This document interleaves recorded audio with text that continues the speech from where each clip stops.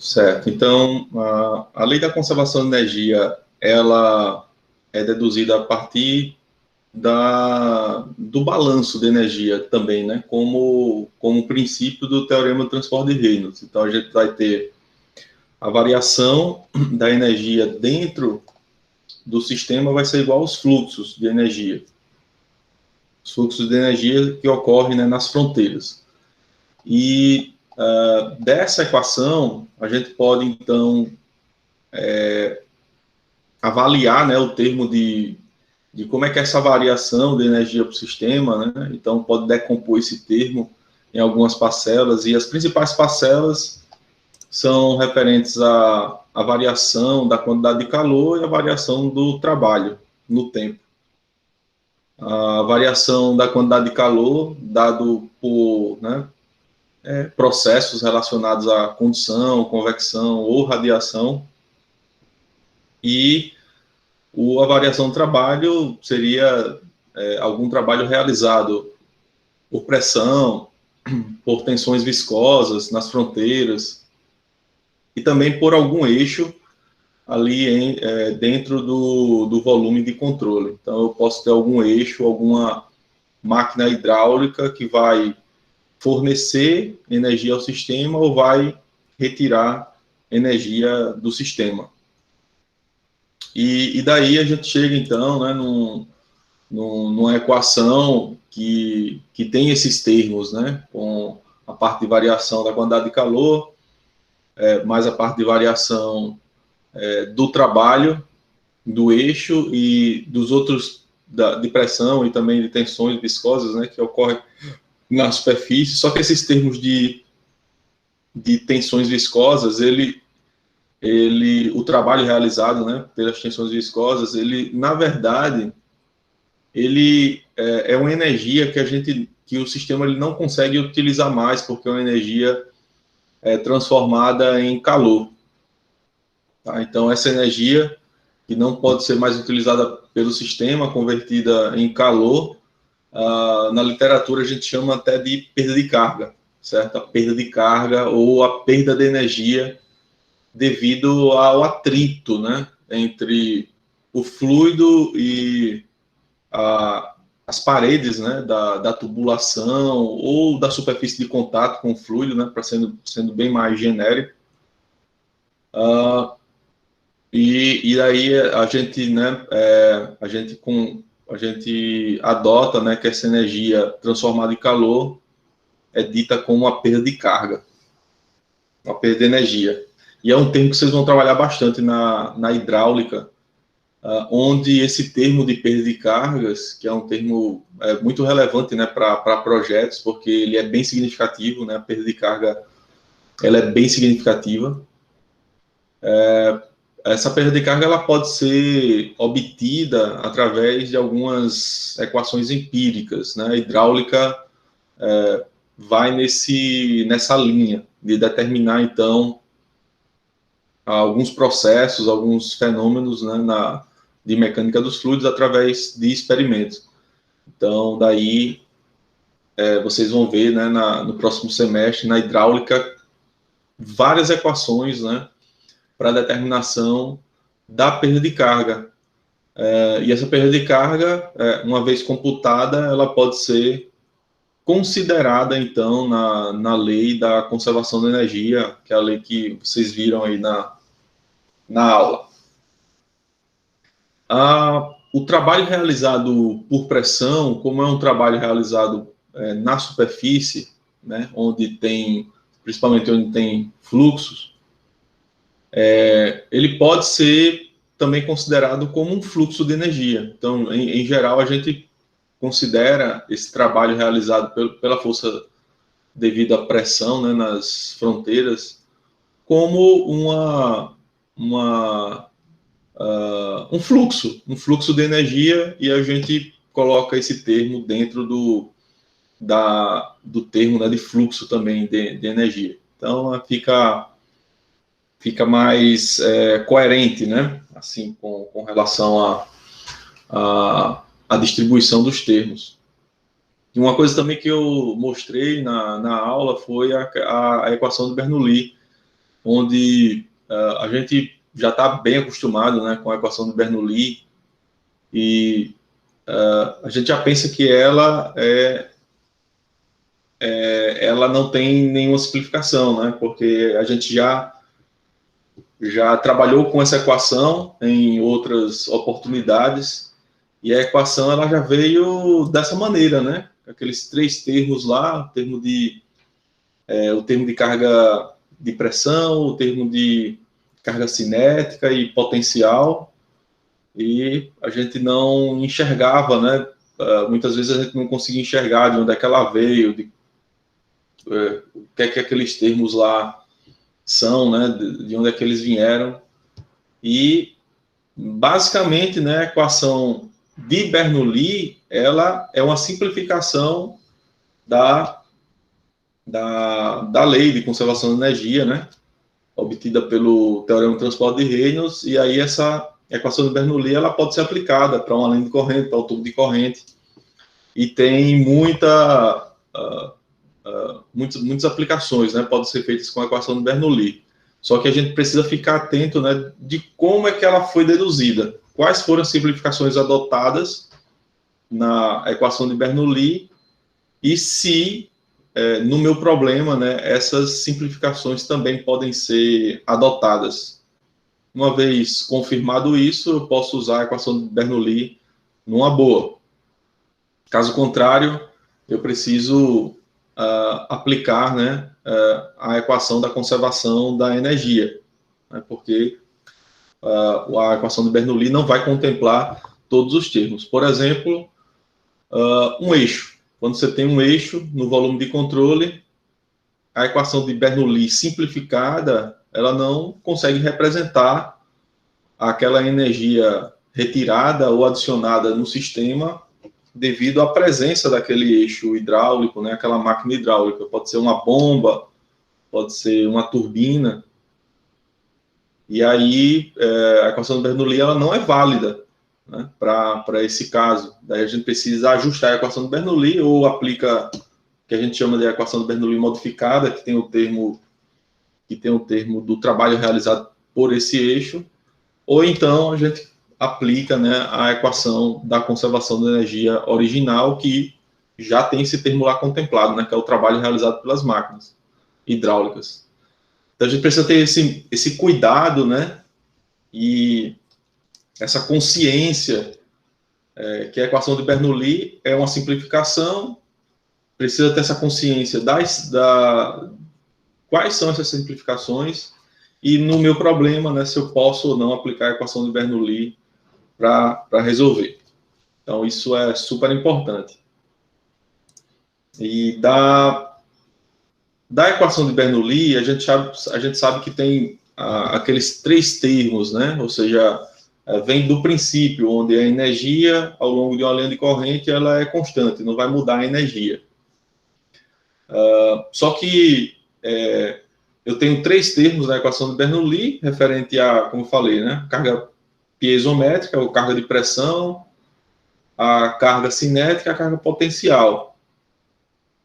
E a soma desses três termos vai dar energia em um determinado ponto, né, da linha de corrente.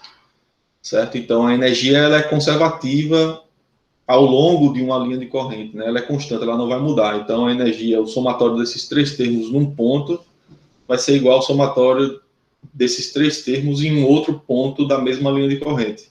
Então, vai ser constante se as suposições, né, que a gente utilizou para obter a equação de Bernoulli, elas são válidas. Se essas suposições são válidas, realmente a energia vai se conservar ao longo da linha de corrente, certo? Mas, como eu falei, se tiver algum eixo, se tiver alguma perda de carga, alguma transformação de calor, se o escoamento for, por exemplo, não permanente, já não serve. Tá? Então, aí a gente precisa dar um passo, né, para a equação original, que é a equação da conservação da energia. Então, essa aula é super importante para a gente entender, né, a origem da equação de Bernoulli, as simplificações da equação de Bernoulli, de onde é que ela veio, os termos, né, qual é o significado de cada termo, de onde é que veio cada termo, e também ter essa opção de poder também resolver os problemas de mecânica dos fluidos relacionados a balanço de energia com a equação completa, com a equação original. E aí dá uma possibilidade maior também, né, de resolver problemas. Eu vou compartilhar aqui a minha tela e vou resolver 2 exercícios.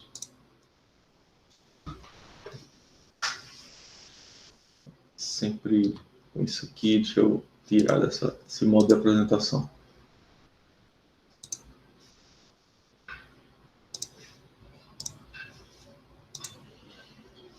Muito bem. Então, vamos lá. Vamos resolver esses 2 exercícios. Esses exercícios são exercícios do livro, né, que a gente adotou. Esse primeiro exercício é um exercício sobre sifão, que é um dispositivo, né, muito utilizado na prática, no dia a dia, que vocês provavelmente já viram, né, o uso do sifão, ou até já praticaram, né, também, já aplicaram o sifão em algum problema na vida real. O sifão, ele é uma tubulação, né, uma tubulação que vai transportar água, ou um fluido, né, não precisa ser água, né, mas, em geral, é um líquido, né, um líquido que vai ser transportado de um reservatório que está numa cota mais alta para um ponto com a cota mais baixa, né, em relação à superfície aqui do líquido que está dentro do reservatório. Então, a gente tem esse dispositivo, que é representado na cor verde, né, que é o sifão, onde ele vai fazer esse transporte do fluido que está no reservatório e saindo aqui no ponto D. Tá? Então, isso é aplicado bastante, né, para limpeza de tanques. A gente precisa remover todo o líquido que está dentro do tanque para fazer uma limpeza no tanque. Então, isso aqui é muito aplicado, sifão. O sifão também está sendo muito aplicado no canal do Sertão, para retirar água para a agricultura. Então, o canal passa aqui, né? Imagina isso aqui sendo a seção transversal do canal, a água passando aqui. E aí os agricultores entram com o sifão aqui, para retirar a água do canal do Sertão até levar a sua lavoura, né? E irrigar as culturas, né, que eles estão plantando. Então, o sifão é bastante também utilizado no canal do Sertão, e tem várias outras aplicações. Qual é a vantagem do sifão? A vantagem do sifão é que você pode utilizar essa técnica sem a necessidade de adicionar alguma máquina para fornecer energia nesse sistema para que aconteça o escoamento dentro da tubulação. Essa é a grande vantagem do sifão. Você não precisa fornecer energia. Basta que essa tubulação ela seja preenchida pelo fluido, e aí o escoamento vai acontecer aqui, né, do ponto B para o ponto D. Então, basta que eu tenha um preenchimento, né, desse fluido dentro da tubulação para que comece a acontecer o escoamento. Muito bem, então o problema diz assim: a figura abaixo mostra o sifão utilizado para retirar água de um reservatório de grande porte. Então ele está falando aqui que o reservatório é de grande porte, então uma retirada de água aqui nesse reservatório não vai comprometer tanto a questão do nível, né, dentro do reservatório. Como é um reservatório muito grande, então essa retirada aqui, o nível vai descer de forma muito lenta, tá? Se o reservatório fosse muito pequeno, a gente ia conseguir enxergar, né, a descida do nível bem rápido, né? O duto, que forma parte do sifão, tem um diâmetro de 40 milímetros e e termina num bocal de 25 milímetros de diâmetro no ponto D. Então, ele tem um estrangulamentozinho aqui, um bocal na saída do ponto D de 25 milímetros. considerando que não existem perdas de energia no sistema, determine a vazão do sifão e a pressão nos pontos B e no ponto C. Quais são as pressões aqui no ponto B e no ponto C. Muito bem, então a gente observa, né, que o ponto B é o ponto que está dentro, né, da tubulação, mas que está alinhado aqui com o ponto A, que é o ponto na superfície do líquido, certo? Então está alinhado aqui. O ponto C é o ponto mais alto do sifão, né? Então a gente observa que é exatamente o ponto mais crítico, né? Porque o fluido, né, ele vai precisar vencer esse degrau aqui, ó, de B para C. Ele vai precisar vencer esse degrau, subir esse degrau aqui, e a descida, né, a gente já conhece, né, a força da gravidade faz o seu papel aqui, né, e de C para D, tá tudo tranquilo. O problema é esse degrau aqui, ó, de B para C. Como é que o fluido ele vai subir esse degrau? Então, bom, enfim, vamos tentar entender, né, agora como o comportamento do sifão. Beleza. O que é que a gente tem aqui no ponto A? Vamos começar aqui pelo ponto A. O ponto A é a superfície livre. Superfície livre. Então, superfície livre está em contato com a atmosfera e a pressão relativa no ponto A é igual a zero. Então, a informação relevante é essa. Trabalhando com a escala de pressão relativa, né, a pressão relativa no ponto A é zero, porque está na superfície, em contato com a atmosfera. Como na superfície do reservatório é muito grande, como ele falou no enunciado do problema, o reservatório é de grande porte, então o que é que acontece? O nível da água vai descer muito lentamente em função dessa retirada de água pelo sifão, então a gente pode considerar que a velocidade, essa velocidade no ponto A é aproximadamente zero, é muito pequenininha, certo? Então, aproximadamente zero. No ponto B, no ponto D, desculpa, no ponto D, esse ponto aqui na saída do sifão, também está em contato com a atmosfera, é um jato livre, certo? Então, no ponto D, a pressão aqui no ponto D é a pressão atmosférica, assim como no ponto A, certo? E, então, a pressão no ponto D é igual a zero também, pressão relativa. E se a gente aplicar a equação de Bernoulli entre os pontos A e D, aqui, ó, entre A e D, o que é que a gente observa? A gente observa o seguinte, que eu tenho a diferença, né, de cota entre A e D, que é dado, né, pela carga potencial, vai ser 1,2 mais 1,8. Então, eu tenho aqui, né, eu tenho a carga potencial total, né, de A para D. A gente pode até considerar aqui o datum, né, um datum de referência, certo? E a gente vai ter a equação de Bernoulli aplicada entre A e D, certo? Entre A e D. Na equação de Bernoulli, só lembrando, eu vou ter o termo de pressão, P, sobre gama, mais o termo de carga cinética, V ao quadrado sobre 2G, e mais o termo de carga potencial. Então, eu tenho esses três termos, né? Só lembrando. Então, o somatório desses três termos no ponto A tem que ser igual ao somatório desses três termos no ponto D, né? Se a gente está considerando que não vai ter perda de carga nesse intervalo aqui entre A e D. Muito bem, então, ou seja, vamos lá. Qual é a pressão no ponto A? A pressão no ponto A, em contato com a atmosfera, né, o ponto A, então a pressão é zero. A velocidade no ponto A é zero também, porque é um reservatório de grande porte, então esse V é muito pequeno, a gente pode considerar desprezível. Então, esse termo de pressão e o termo de carga cinética no ponto A é zero, e eu só tenho Z. Se a gente considera aqui o datum aqui embaixo, no ponto D, então a cota no ponto A vai ser dado por essa distância, do datum até o ponto A, que equivale a 1,2 mais 1,8. Vocês estão vendo aqui, ó, 1,2 mais 1,8. No ponto D, o que acontece? A pressão no ponto D é zero, porque o ponto D está em contato com a atmosfera. Tá? Então, aqui eu tenho um jato livre, né?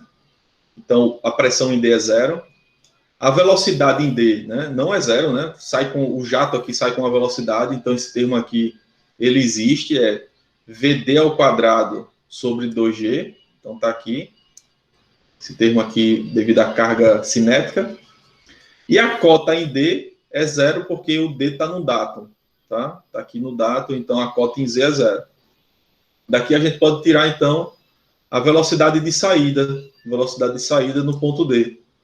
7,67. Se a gente aplica a equação do Bernoulli entre A e D, né? Porque vai existir essa linha de corrente, né? Essa linha de corrente que vai sair de A, vai entrar na tubulação e vai sair no ponto D. Muito bem. Achado, então, a velocidade no ponto D, eu posso, consequentemente, achar a vazão. Por quê? Porque ele deu para a gente qual era o diâmetro do ponto D. Se ele deu o diâmetro no ponto D, eu posso calcular a vazão, porque a vazão é dado pela velocidade média vezes a área. Então tá aqui, vazão é a velocidade em D vezes a área em D. A velocidade em D, 7,67 vezes a área. Então, um bocal circular de diâmetro 25 milímetros, né? Ele falou no enunciado do problema. Então, a gente aplica a fórmula da área de uma circunferência para achar a área aí do bocal, na seção D. Considerando o diâmetro, né, a fórmula da área vai ser π d ao quadrado sobre 4. Tá? Então, isso aqui é o D, né, velho? Diâmetro, né? O raio não, viu? Se fosse o raio, era πr ao quadrado, né? Aplicando o diâmetro, vai ser π d ao quadrado sobre 4. E aí a gente pode calcular a vazão a partir daqui, né? A vazão no ponto D. A vazão no ponto D vai ser dado aqui por 3,77 vezes 10 a menos 3 metros cúbicos por segundo no sistema internacional. Muito bem. Como a gente achou a vazão em D, vamos guardar ela aqui, tá? Vamos guardar na mente que a gente já tem essa vazão, velocidade também, né? A gente conhece já a informação aqui na saída. Então, no ponto D está ótimo, beleza. Só que ele quer, pessoal, achar a pressão, né, no ponto B e também no ponto C. Ele não quer achar a vazão nem a velocidade no ponto B, tá? Vamos lá, vamos tentar calcular, então, a pressão no ponto B. Para isso, a gente vai aplicar a equação do Bernoulli entre os pontos A e B. Então, entre os dois pontos aqui, A e B, linha de corrente formada, saindo de A, passando por B, né? Então, eu posso aplicar a equação do Bernoulli entre A e B. Então, está aqui a equação do Bernoulli. Vocês conhecem bem, aplicada no ponto A, aplicada no ponto B. A gente já viu, né? Na análise anterior, a gente já viu que a pressão em A é zero, porque o A está em contato com a atmosfera. A velocidade em A é zero, porque o reservatório é de grande porte. Que mais? Considerando aqui o datum, ainda aqui no ponto D, o Z de A vai ser igual a 1,2 mais 1,8, né, em relação ao datum, 3 metros. E o ponto B também está na mesma linha, né? Está na mesma linha de A, também vai ser 1,2 mais 1,8, 3 metros também. Então, o ZA igual a 3 metros, o ZB igual a 3 metros também. Está na mesma cota, tanto A como o B.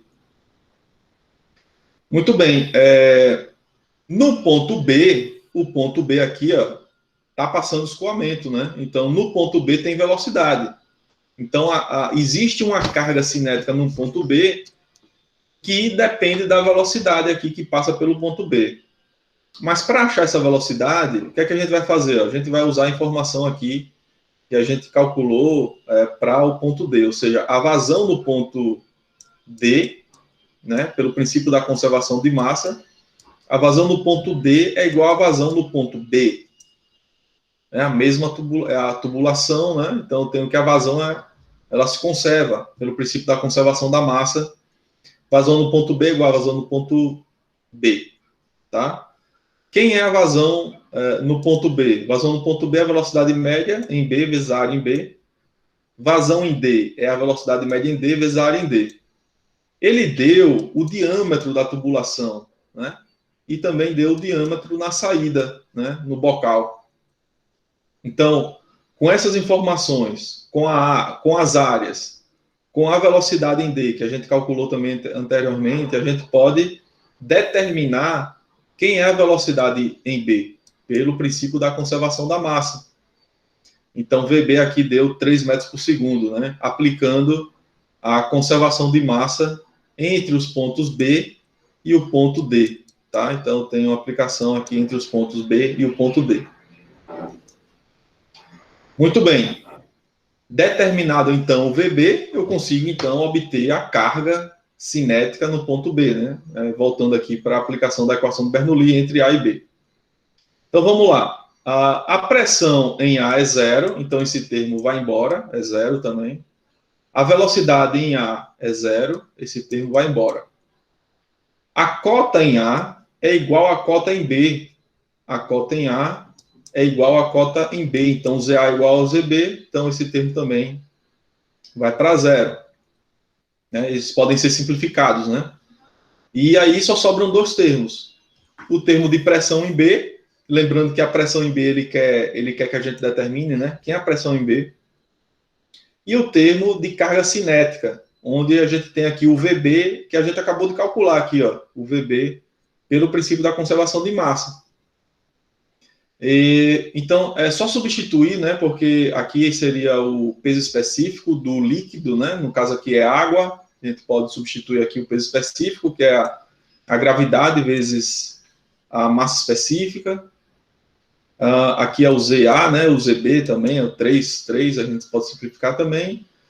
Aqui seria a carga cinética, a gente acabou de calcular o VB, né? Só substituir 3 ao quadrado sobre 2 vezes o G, 9,81, e determinamos aqui ó, o PB, né? O PB que é a pressão no ponto B. Professor, deu negativo, tá certo isso? Pressão em B negativa. Aí você pode perguntar, professor, mas o ponto B está alinhado com o ponto A. Não, mas isso aqui não é o fluido não está em repouso. O fluido aqui ele está em movimento. Então, aquele princípio da pressão ser igual na horizontal já não vale mais, porque aquilo era aplicado para hidrostática. No plano horizontal, as pressões são iguais, mas quando o fluido está em repouso. Quando o fluido está em movimento, já não vale mais esse princípio. Então, a pressão em B pode ser diferente, claro, né, aqui em relação ao ponto A, apesar de eles estarem na mesma linha. Mas o que é que está acontecendo aqui? Está acontecendo escoamento. Então, por isso que as pressões não são iguais. A pressão no ponto B ser menor do que o ponto A faz sentido. Por quê? Porque esse escoamento, o escoamento ele precisa acontecer. E aí a pressão no ponto A tem que ser maior do que a pressão no ponto B para que aconteça uma força de pressão de A para B. O escoamento devido à pressão é sempre em função de um gradiente negativo, ou seja, de um ponto de maior pressão para um ponto de menor pressão. Maior pressão é A, menor pressão é B. Então, maior, menor, vai dar um escoamento de A para B. Certo? Então, faz sentido sim. A pressão ela precisa ser negativa para que esse escoamento aconteça. No ponto B tem que ser negativo. Determinado, então, a pressão em B, aí eu poderia aplicar a equação de Bernoulli de A para C, né, que ele quer que a gente determine também a pressão em C. Eu poderia aplicar a equação de Bernoulli de A para C ou de B para C. Isso aí quem escolhe é o freguês, porque já determinou tudo aqui no ponto B. Então você tem a liberdade de aplicar a equação de Bernoulli ou de A para C ou de A para B, ou até de C para D, também ia dar o mesmo resultado, sem problema nenhum. Nesse caso aqui, eu estou aplicando a equação do Bernoulli de A de A para o ponto C, tá? Então, aplicando a equação do Bernoulli de A para C, a gente já viu, né, no slide anterior, que a pressão em A é zero, porque está em contato com a atmosfera, a velocidade em A é zero, porque o reservatório é de grandes dimensões. Quem é o ZA? O ZA, em relação ao Datum, é 1,2 mais 1,8, o ZA é igual a 3 metros. A pressão em C, eu não sei, eu quero determinar quem é a pressão aqui em C, no ponto mais alto do sifão.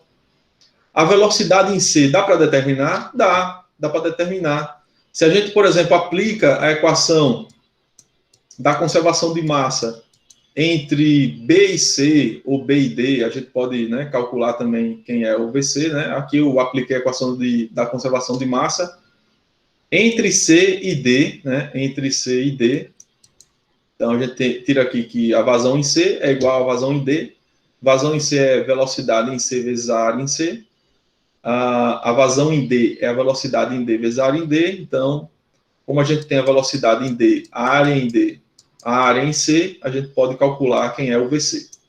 O VC aqui deu 3 metros por segundo, que, se vocês lembram no problema, no slide anterior, o VB também deu 3.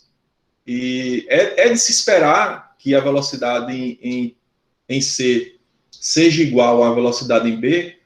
É de se esperar, por quê? Porque a vazão ela não vai mudar, né? É conservativa, pelo princípio da conservação de massa. A vazão em B é igual à vazão em C. E como a área da tubulação não muda de B para C, a vazão, a velocidade tem que ser a mesma, porque a área não muda. Então, a velocidade em B vai ser igual à velocidade em C.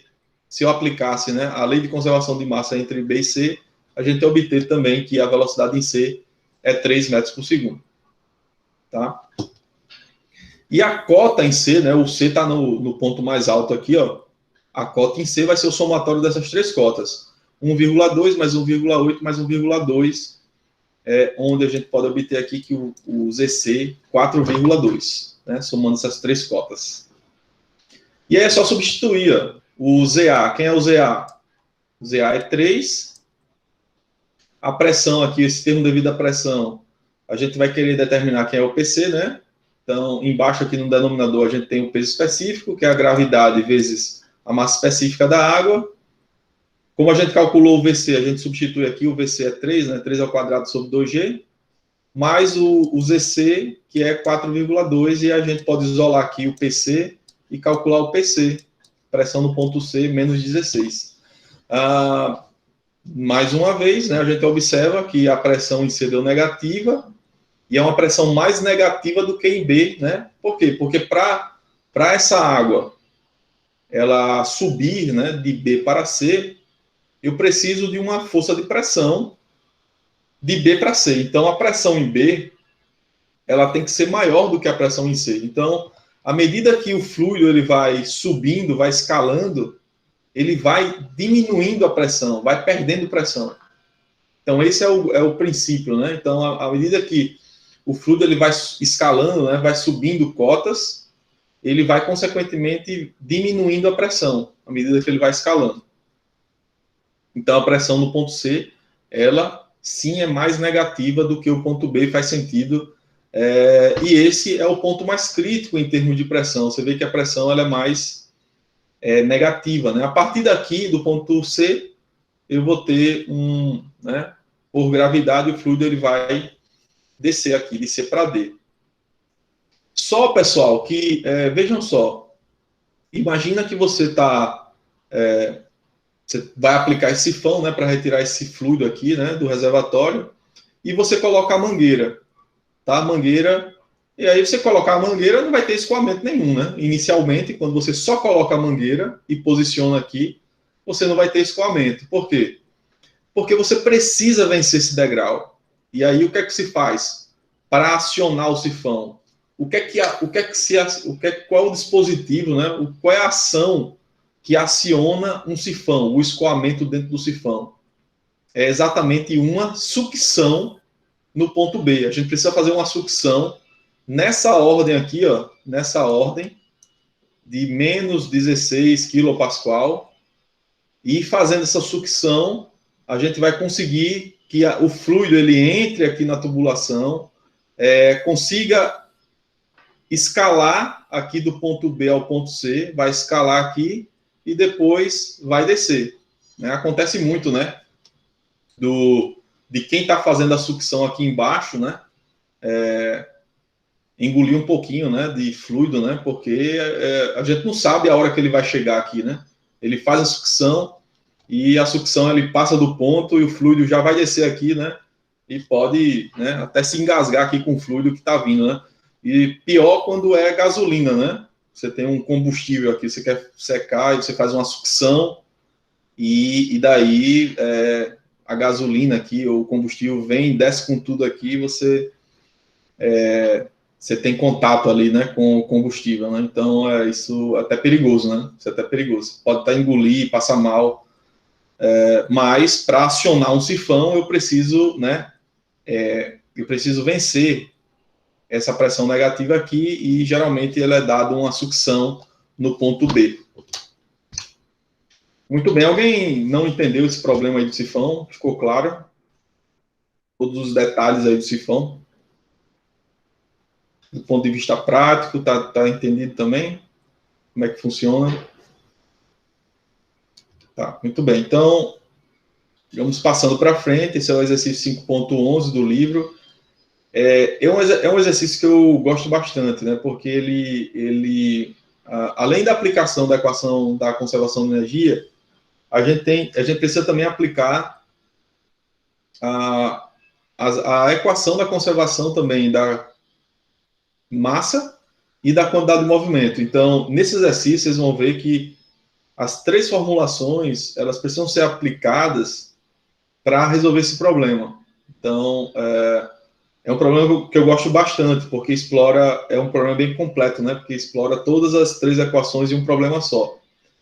No problema anterior, a gente observa que das três equações, a gente usou duas, né? A gente usou a lei da conservação da energia, que é a equação do Bernoulli, que é a lei da conservação da energia simplificada, né?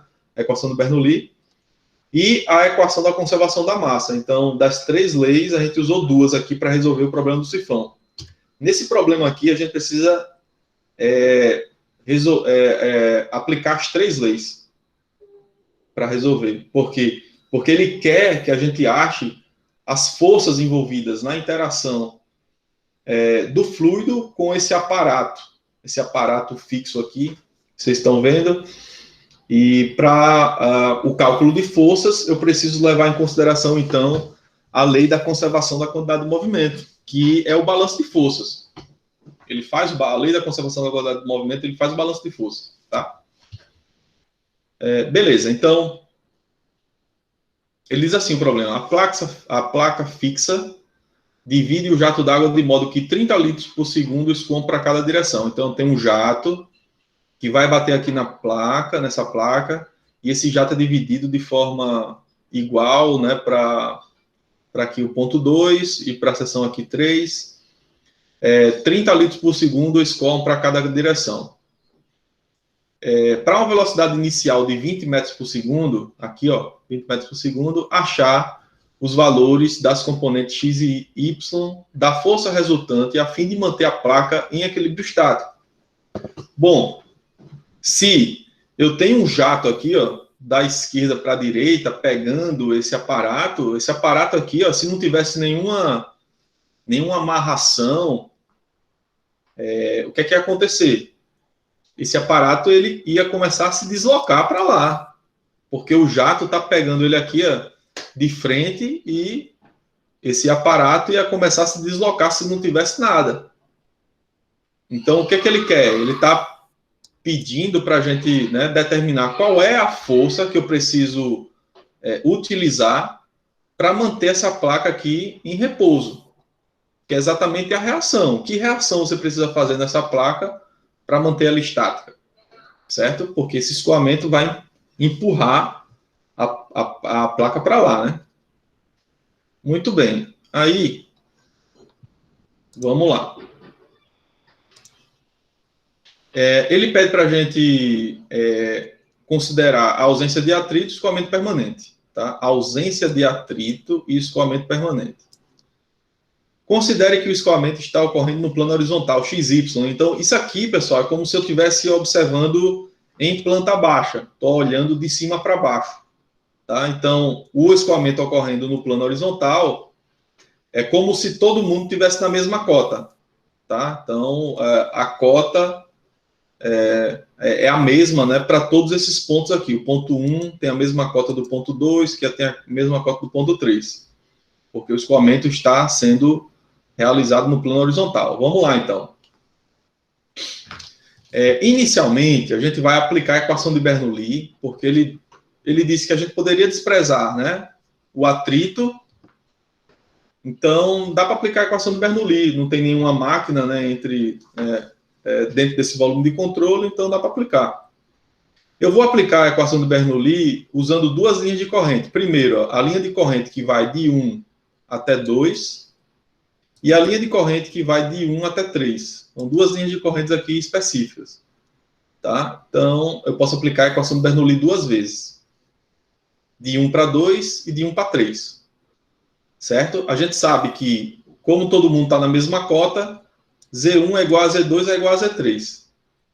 E como todo mundo está em contato com a atmosfera, então o P1 é igual a P2, que é igual a P3, que é igual a pressão atmosférica. Ou seja, na escala de pressão relativa, P1 é igual a 0, P2 é igual a 0, P3 é igual a 0. Porque isso aqui está em contato com a atmosfera.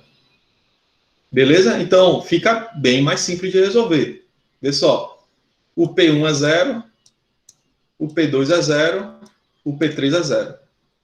O Z1 é 0, o Z2 é 0 e o Z3 também é 0. Então, da equação de Bernoulli, a gente tira aqui o V1, né, é igual a V2. Se a gente igualar aqui, né, a gente vai ter que V1 é igual a V2 e que o V1 é igual a V3. Ou seja, V1 é igual a V2, que é igual a V3, que é igual a 20 metros por segundo.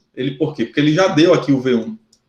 Ele deu o V1 e se o V1 é igual a V2, que é igual a V3, então o V2 também vai ser igual a 20 e o V3 também vai ser igual a 20 metros por segundo.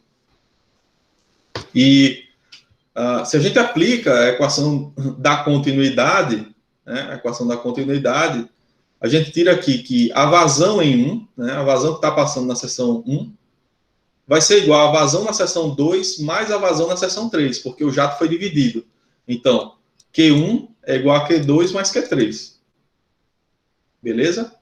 Ele disse que o jato foi dividido e para cada lado deu uma vazão de 30 litros por segundo. Então, Q2 é 30 litros por segundo, Q3 é 30 litros por segundo, então a vazão em 1 vai ser a somatória dos dois, né? A vazão em 1 vai ser 30 mais 30 litros por segundo, 60 litros por segundo, ou seja, passando para o sistema internacional, 0,06 metros cúbicos por segundo. Muito bem, então a gente tem aqui que Q1 é igual a Q2. Quem é Q2? V2 vezes A2 e Q3, V3 sobre A3. Se o jato foi dividido igual, então as áreas em 3 a gente pode considerar que são iguais, né? A área 2 igual a 3, beleza? E a gente pode substituir aqui, ó. O V2 vai ser 2, o A2 a gente mantém aqui, o V3 é 20, o A3 é igual a A2, né, as áreas são iguais, o jato foi dividido de forma igual, então a gente pode tirar quem é a área 2, né, que é igual à área 3, e a gente tira aqui que a área vai ser igual a 0,0015 metros quadrados, tá? Se a gente aplica a equação da vazão na seção 1, o que a gente tem? Ó? Que a vazão 1 é igual à velocidade 1 vezes a área 1. E ele disse, né, a gente já sabe aqui que a vazão 1 é o somatório da vazão 2 com a vazão 3, né, que é 0,06 metros cúbicos por segundo. Então, se eu conheço a velocidade, isso aqui é conhecido, né, que é 20 metros por segundo, eu tiro aqui quem é a área 1. A área 1 deu 0,003. Que é o dobro, tá vendo? Aqui é o dobro, a área 1 vai ser o dobro da área 2 ou da área 3. E já era de se esperar, né? Porque como as velocidades são iguais, né, então a área 1 tinha que ser o dobro das áreas 2 e da área 3, pelo princípio da conservação da massa. Muito bem, então, olha só, a gente já aplicou dessas três equações, a gente já aplicou duas, que foi a equação da conservação da energia, né, que é a equação do Bernoulli, e a equação da conservação da massa. Então, a gente aplicou essas duas equações e conseguimos obter informações importantes desse escoamento. As áreas, as velocidades, então, as pressões também, né, porque a gente fez análise, né, e viu que as pressões eram iguais, né, que é a pressão atmosférica, então, já está tudo mapeado. Como ele quer calcular a reação nesse aparato aqui, a gente vai, então, aplicar a equação da quantidade de movimento inicialmente na direção x. Lembrando aqui que a direção x é essa direção aqui, né?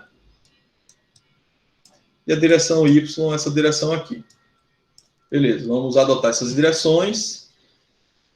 Inicialmente, aplicando a equação da quantidade de movimento da direção x, força de pressão não existe, né? Porque as pressões são as pressões atmosféricas. E aí eu tenho apenas, né, a reação aqui do aparato, né? Então eu vou adotar essa reação do aparato, eu vou adotar ela como sendo uma reação positiva, um Rx aqui, e o Ry também eu vou adotar no sentido positivo. O sinal vai me dizer se eu acertei, tá? Mas assim, o que é de se esperar? É de se esperar, se o jato ele está da esquerda para a direita, é que essa reação aqui seja no sentido contrário.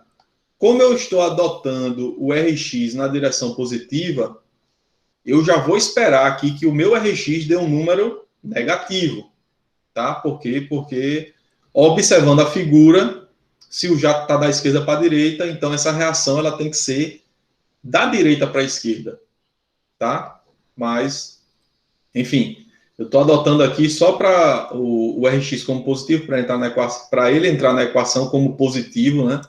Já como positivo aqui, mas o sinal vai me dizer se eu acertei ou não o sentido do Rx. E provavelmente, né, eu não acertei, porque o Rx provavelmente está para o outro lado.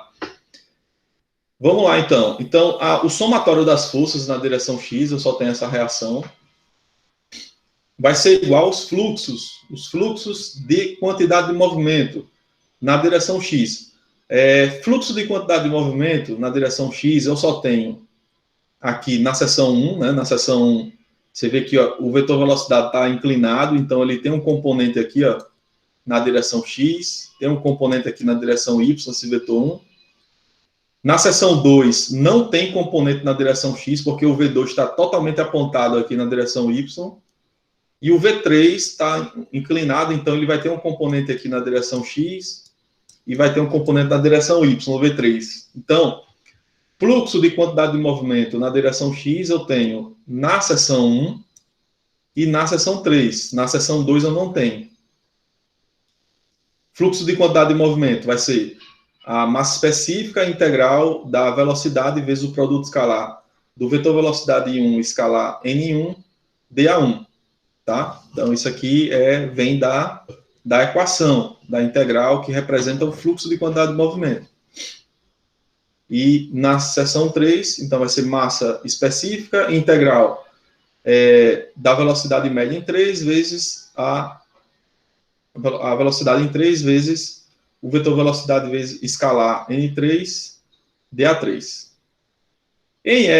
Na direção Y, então, a gente pode aplicar também a equação da quantidade de movimento, né, na direção y, e a gente tira aqui que o Ry, né, também a gente adotou no sentido positivo, então, mais Ry.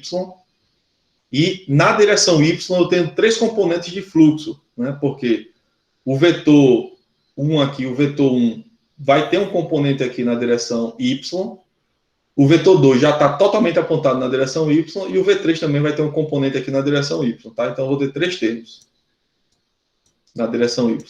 Vamos resolver, então. Para resolver as equações, a gente precisa mapear, primeiro, os componentes de velocidade e também os produtos escalares. Quem são os produtos escalares, né?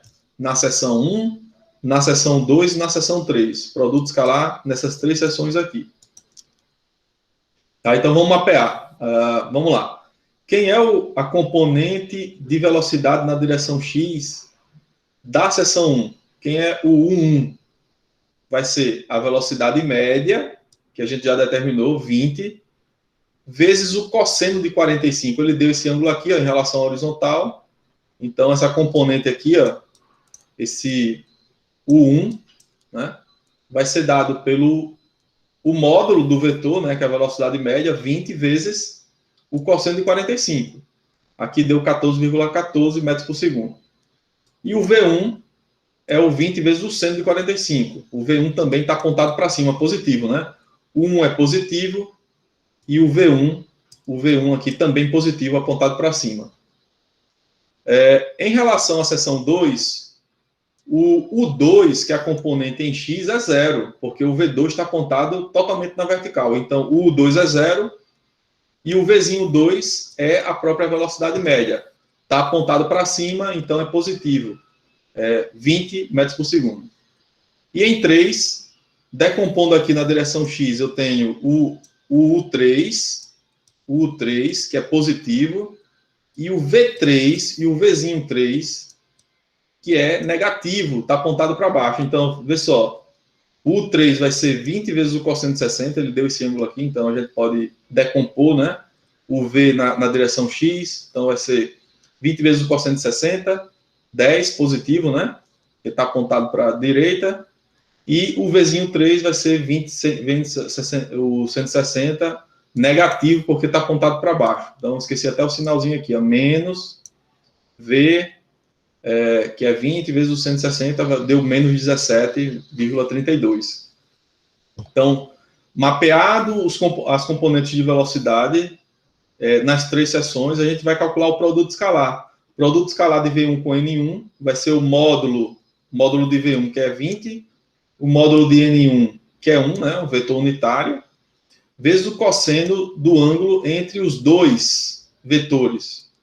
O V1 está apontado para dentro e o N1 está apontado para fora, o cosseno é de 180, então isso aqui vai dar menos 20. O V2 está apontado aqui para fora, né, o vetor velocidade, e o N2 também está apontado para fora. O vetor normal de área é sempre apontado para fora. Então, o produto escalar vai dar 20 vezes 1, que é o módulo do vetor unitário, vezes o cosseno de 0. Então, isso aqui vai dar 20. E o 3 também, né? Em 3 vai ser o produto escalar de V3 com N3. O módulo de V3 é 20, o módulo de N3 é 1. E o ângulo entre o V3 e o N3 também é 0, né? Como em 2 aqui, o N3 está apontado para fora, o V3 também está apontado para fora. Então, o produto escalar de V3 com N3 também dá 20. E daí, com essas informações, é só substituir aqui na equação, né? Para determinar. Aqui a massa específica da água, aqui a componente de velocidade na direção X, o produto escalar de V1 com N1 deu menos 20 aqui, ó. Menos 20, substitui, vai ficar uma integral de dA. A integral de dA1 é A1, né? Então, essa integral aqui vai ficar uma integral de área. Integral simples, né? Integral de dA1 é o próprio A1. E em 3 aqui, né? O fluxo de quantidade de movimento na seção 3, na direção X, vai ser massa específica, vezes a componente de velocidade na direção X, na seção 3, que é o U3, aqui 10. Olha aqui, 10. Vezes o produto escalar de V3 com N3, aqui, ó, 20. Vezes a integral, então, de dA3, que é a integral de dA3 é A3. Beleza? Então, tá tudo resolvido aqui. A mesma coisa, de forma análoga, né? A gente faz as substituições aqui para determinar aqui o RY, esses termos aqui referentes aos fluxos de quantidade de movimento. Então, é só fazer substituições de acordo com o que a gente já mapeou aqui. E, no final, a gente obtém, então, as reações. Observem, né? Ó, como eu falei para vocês, ó, o RX deu negativo e o RY também deu negativo. Por quê? Porque a gente adotou que o RX era para a direita e o RY era para a esquerda. ou para a esquerda, desculpa, para cima, o RY para cima. A gente adotou essas direções aqui. Mas, na verdade, essa reação, para vencer esse jato aqui, ó, eu tenho que fazer uma reação assim. E essa reação vai me dar um RX para esquerda e um RY para baixo. Certo? Então, por isso que a gente está observando aqui que tanto o RX como o RY deram negativos, porque a gente adotou aqui, né, como sentido positivo, o padrão, né, para a direita, para RX, e para cima, para RY. Muito bem, então, você vê que esse problema é bem completo, ele aborda, né, as 3 equações, 3 leis de conservação, e ele é muito aplicado na engenharia, né? Você vê que tem várias situações, né, em vários campos da engenharia, onde a gente precisa determinar quais são as reações que do contato do escoamento de um fluido com alguma superfície. O fluido está passando por alguma superfície. Tem escoamento? Se tem escoamento, vai ter reação.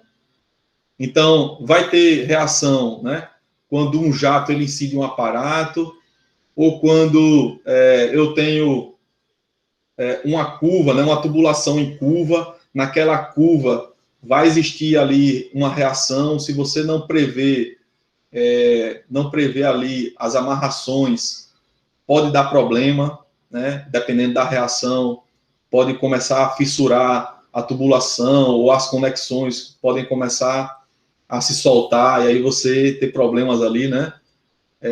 De rompimento de tubulação. E a gente está falando nisso, né?